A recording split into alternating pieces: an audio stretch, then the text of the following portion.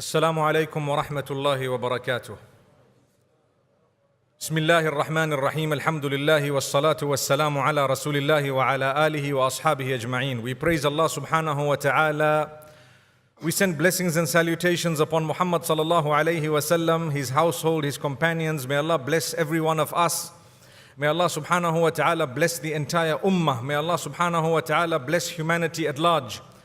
And may we be granted the beneficial rain that we are really seeking in this part of the world. And may Allah subhanahu wa ta'ala have mercy on us and on all His creatures. Ameen. My brothers and sisters, you know that the first of our species to be created, Adam alayhi salatu wassalam, who was sent to the earth, was sent in circumstances that were explained to us by Allah subhanahu wa ta'ala in the Quran to a certain extent. And we all know that Allah subhanahu wa ta'ala tested Adam alayhi salatu wassalam. So very interestingly, when Adam alayhi salatu wassalam in Jannah, in what we call paradise, right at the beginning, was given one instruction by Allah subhanahu wa ta'ala, and that was to stay away from something. One might ask, why is it that Allah says don't do certain things? The reality is, when Allah subhanahu wa ta'ala says, I created you to test you, the test includes doing certain things and abstaining from certain things. So if you are to do things, you pass the test. Things that you are supposed to do. And then you abstain from things you are not supposed to do, then too you pass the test. But Allah calls Himself merciful. Bismillahir Rahmanir Rahim. We hear that millions of times and we say it too. In the name of Allah, the most forgiving, the most merciful.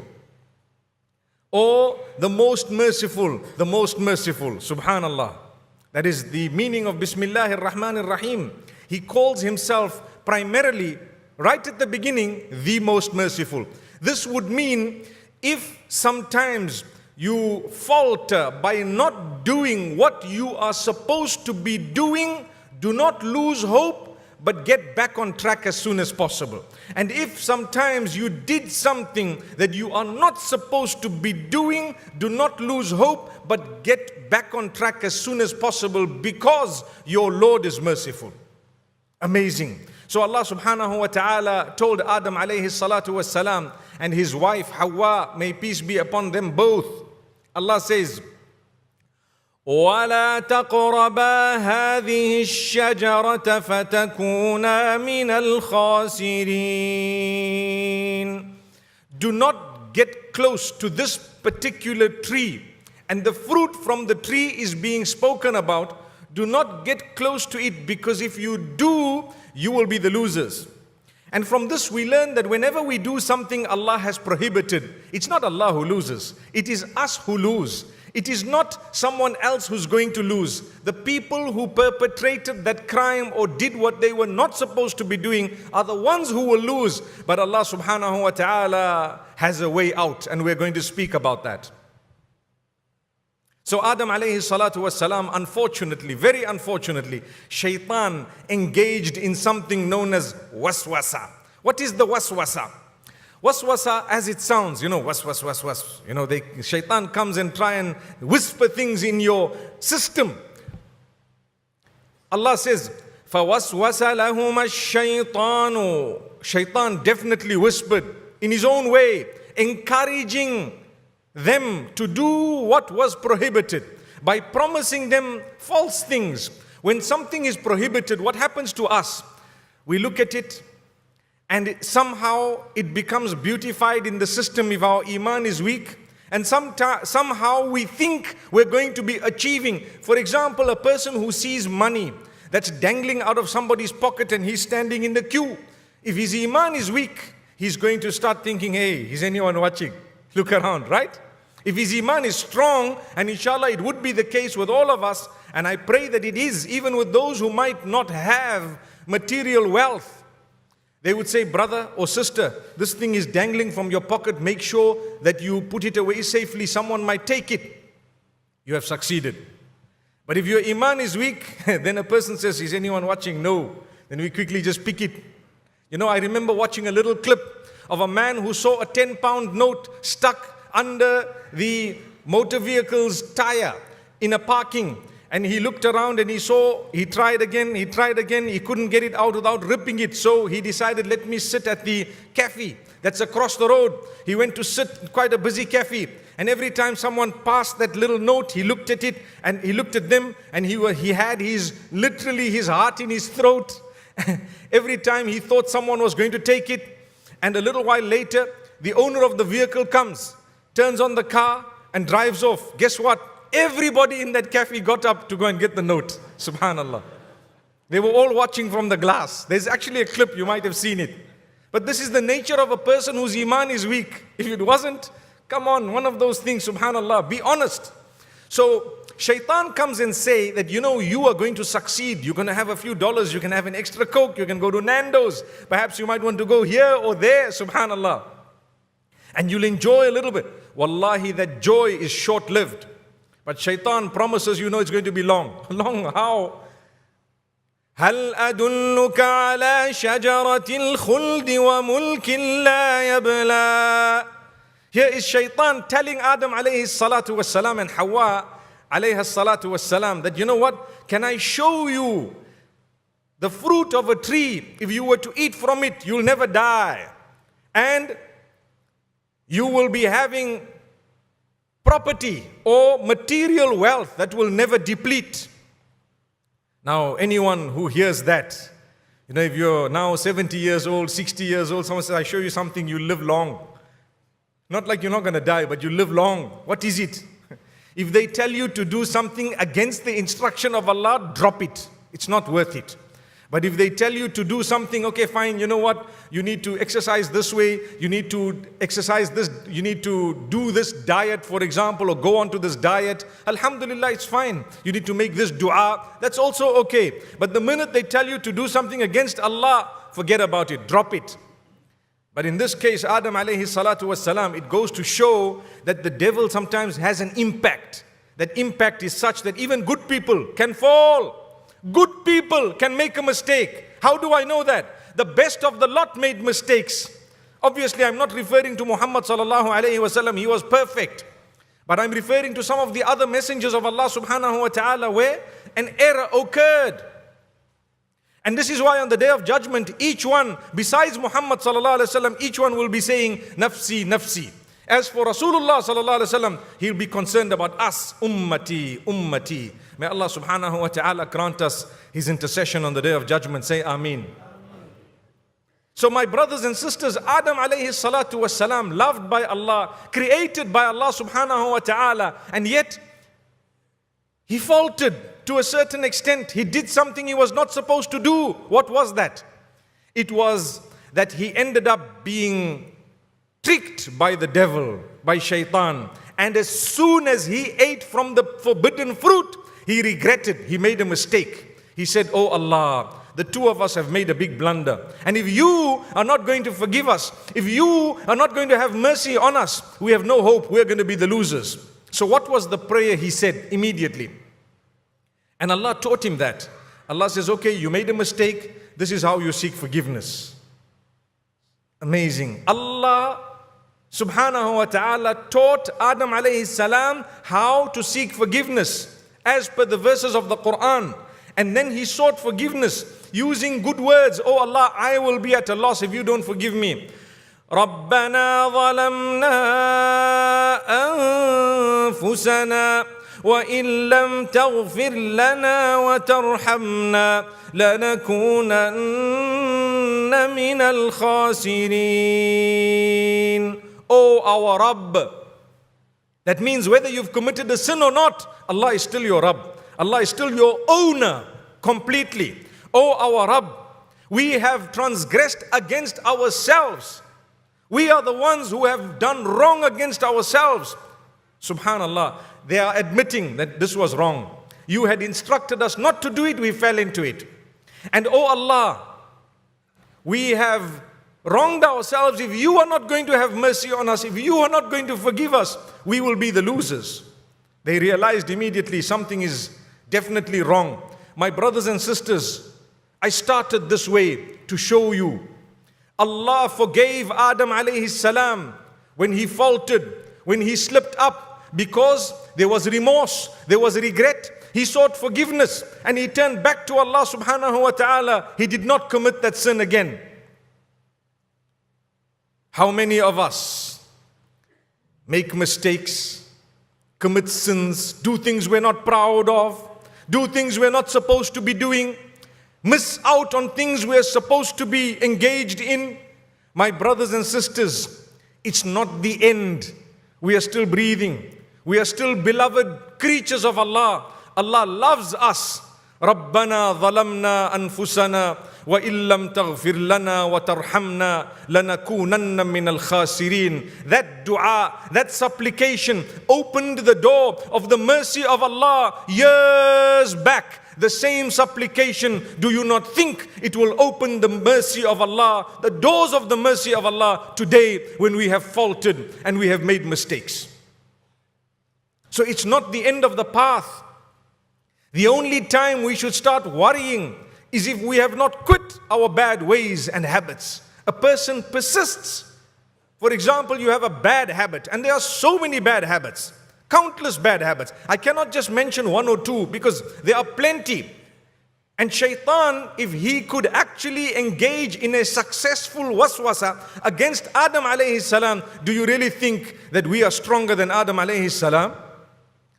So Allah subhanahu wa ta'ala tells us through the blessed lips of Muhammad sallallahu alayhi wa sallam, Allah says subhanahu wa ta'ala to us, kullu bani Adam khata' wa khayrul khatta'in at-tawwabun. All the children of the same Adam, all humankind, they make mistakes. And khatta'un does not mean one mistake. They make many mistakes.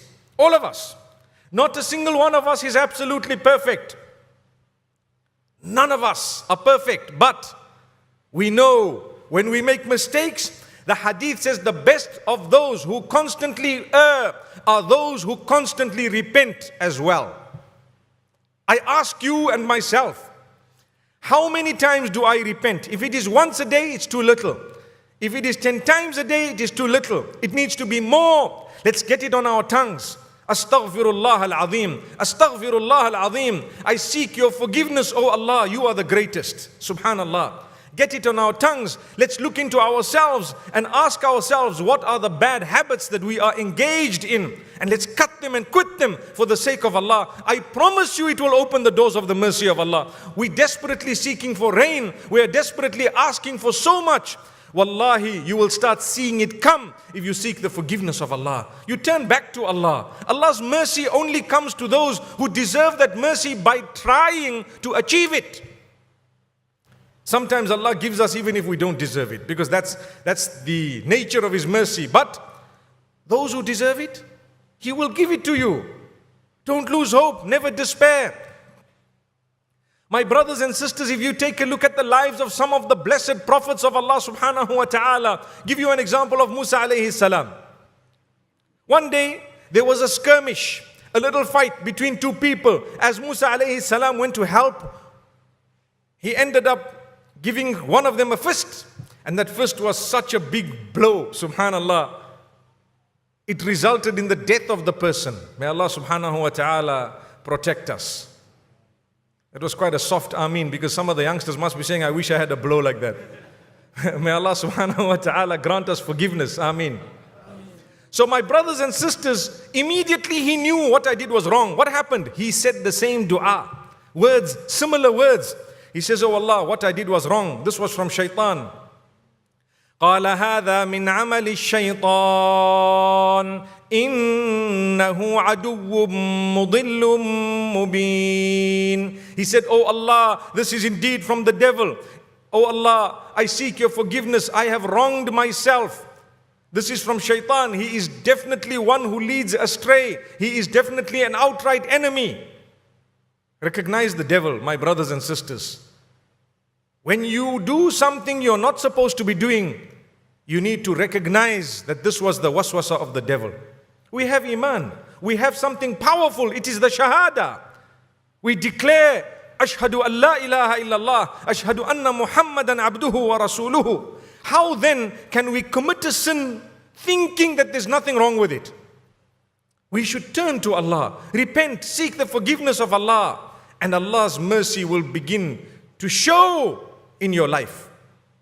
The doors of sustenance shall be opened, like Nuh alayhi salam says, قُلْتُ اسْتَغْفِرُوا رَبَّكُمْ إِنَّهُ كَانَ غَفَّارًا يُرْسِلِ السَّمَاءَ عَلَيْكُمْ مِدْرَارًا وَيُمْدِدْكُمْ بِأَمْوَالٍ وَبَنِينَ.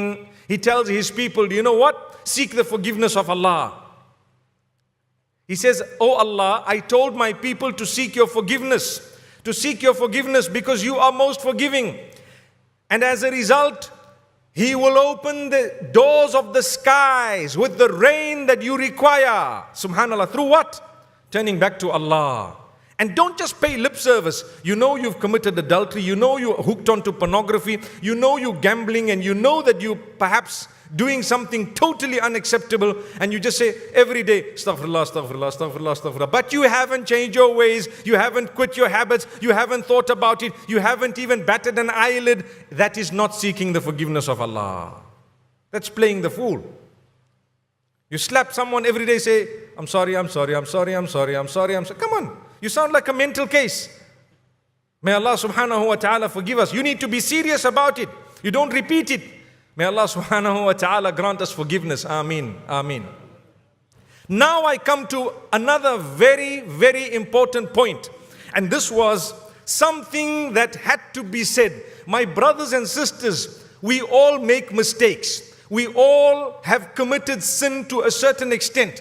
I don't want to ask you to put up your hands if you are perfect, because there will be no hands. And the hand that is up will be the most imperfect hand. So what I want to tell you is, the question for you is, when people make a mistake around you, what do you do as a result? Did you hear what I asked? When people around you, your loved ones, your spouse, your children, your parents, someone nearby has done something wrong, what is your reaction? When Adam alayhi salam did something wrong, Allah says, look, if you show remorse and you seek forgiveness, I will forgive you. With us, people perpetrate a crime. For example, they do something wrong. What do we do? Number one, we've got to pray for them. We've got to try and help them. And we have to look into ways of rectifying and panel beating. Just like when you've bought your brand new BMW 10 Series, what will happen? That's going to come one day, inshallah. What will happen? If you had to damage part of the vehicle, you don't throw the whole car away. You have to get it repaired. And you know what? It might cost you a little bit. It might set you back. But I promise you, you will enjoy that vehicle. And you know, if the damage is not so much, a scratch or two, a little dent or two, a little crack in the light, something of that nature, you might want to live with it and nobody will notice. How many times only the owner of the vehicle knows what's wrong? Subhanallah. The others say, mashallah, lovely vehicle. And you say, alhamdulillah. Do you go around telling people, hey, you didn't see the scratch on the other side, come I show you? That's not what people do. We do that with material things. Human beings are far more valuable than any BMW. You know, when you're a best friend, they say BFF, right?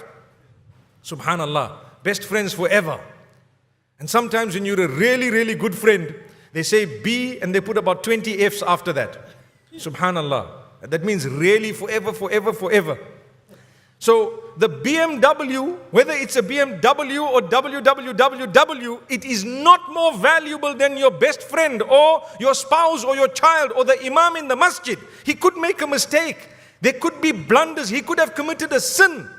But remember, it is he or she who persists and does not return, does not regret, does not show remorse, where we may have to start perhaps distancing ourselves. We tried. And from this, what I mean is, in a marriage and in a family scenario, your brother, your parents, your sister, your child, when they do something wrong, you don't just kick them out and throw them away. Never. That's not what Allah taught us.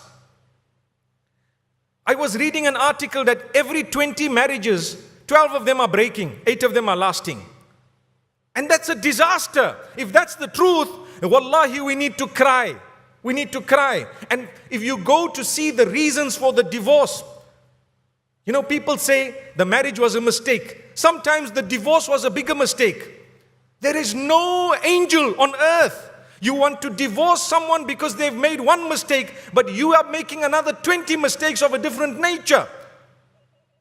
If that person is prepared to seek forgiveness, if they show remorse and regret, then don't just break it. Don't throw your BMW away solely because one of the panels was badly damaged. No. Repair it. It will cost you a little bit. Try. Work together. And I promise you, the marriages that have been built after a mistake or a sin or something went wrong are far stronger than those who have not tasted that, or those that have not been through this. We all make mistakes. We definitely make mistakes. I make them, you make them. Sometimes it's not a mistake, it's a sin, outright sin. But that's the nature of Banu Adam. It's the nature of humankind. Yes, if it is something really evil, perhaps it might be more difficult for us to help. Sometimes a car is written off. In that case, you might want to dispose of it. Scrap metal. May Allah subhanahu wa ta'ala grant us goodness.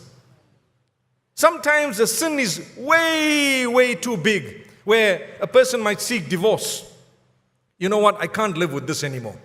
But for us, sometimes a small matter, something minor. And when I say minor, I'm not belittling sins. But what I mean is that which can be repaired.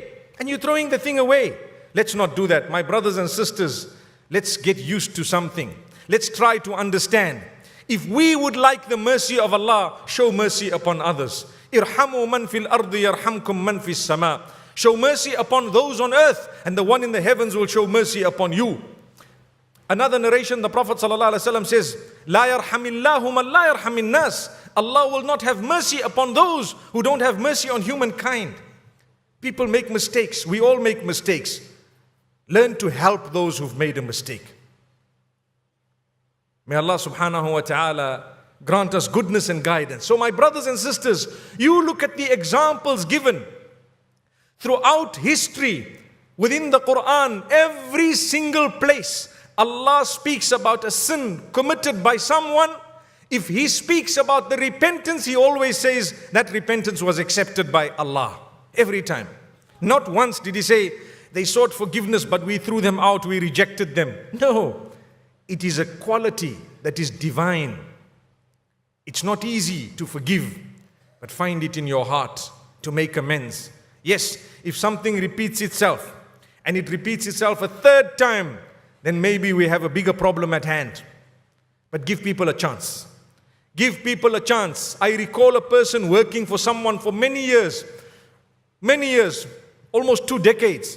And one day, he decided to, when the family was on holiday, he decided to turn on this Mercedes, and subhanallah, whether he wanted to pinch it or whatever, maybe he just wanted to have a bit of fun, and he damaged the vehicle. It went straight through the wall of the garage that it was parked in. He ran away, absconded, worried about what his boss is going to say. When the boss came back, looked for him, forgave him, told him, "Yo, don't worry, the insurance will pay for that, but I keep you back at work." Wow. People told him, "You are foolish." He says, "You know what? He's been so honest. He's been such a hard-working guy. He's been working for me for so many years. He made one mistake. I think this is forgivable." Not many of us can do that. But subhanallah, if you can, then indeed you are a person who deserves the mercy of Allah. You had mercy on someone. So I call on all of us. In the same way you and I know what we've done wrong, and we expect people to help us, and we expect people to forgive us, surely we should look at others with a similar eye. People say, "But I wouldn't do this." Well, you might have done something in the eyes of Allah that is worse. And my brothers, it's important for me to make mention of 2 types of sins. One is a sin that you commit between you and Allah. For example, a person who drank alcohol, a person who's on drugs, a person perhaps might have done something of that nature. That's between you and Allah. If you seek Allah's forgiveness and you repent and you are serious about it, Allah will forgive you, without a doubt. But there is another sin that is between you and a fellow human. You stole someone's wealth, backbiting about someone. You perhaps, the example that first comes to mind is when you have deceived someone, cheated them. In that case, it's a more dangerous crime, because you need the forgiveness of that person as well. And it's not easy for anyone to put the tail between their legs and to go and say, you know what, I'm so sorry what I've done. Very bad. And a lot of us, we say, a lot of us will go to the person and say, you know what, please forgive me for anything I might have done or said. And in your mind, you committed a huge crime. And the person says, yeah, it's okay, it's done. You are lucky that it was a wholesale forgiveness. By right, you were supposed to go and say, you know what, forgive me. When someone comes to me and says, forgive me for everything I might have said or did, I say, well, what did you do or say? Please let me know.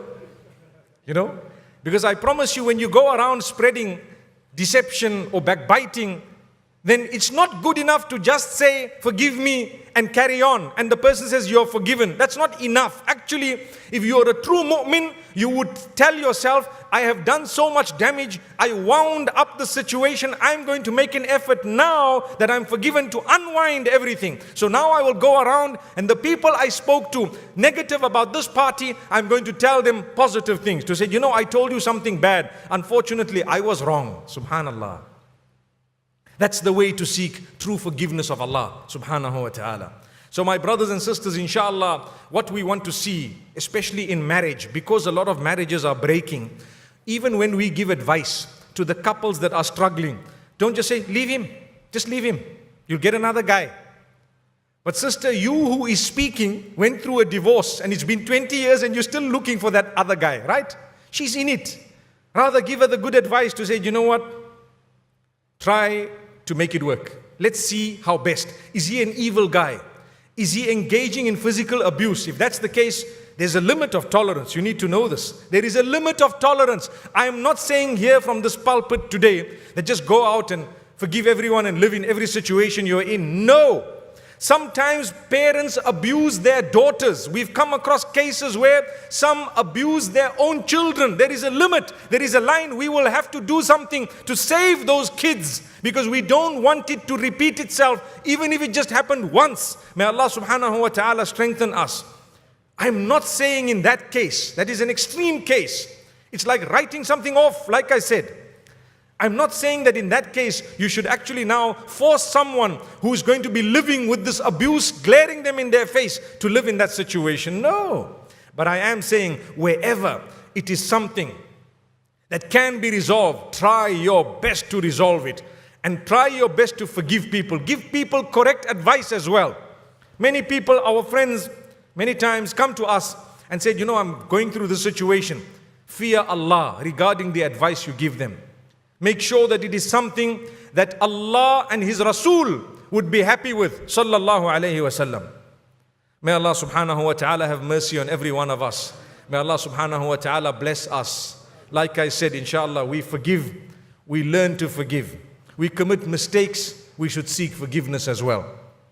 And Allah subhanahu wa ta'ala will indeed open our doors of mercy. Like I started with the dua of rain, I end with the same dua. Oh Allah, we ask you to grant us beneficial rain in this beautiful city of Cape Town and its surrounds. And we ask you to bless us with rain wherever it is short. And we ask you to have mercy upon us. Oh Allah, don't look at our sins, but rather the fact that we are seeking your forgiveness today. Oh Allah, bless us with the most blessed of rain today, tomorrow, and every day. أقول قولي هذا وصلى الله وسلم على نبينا محمد.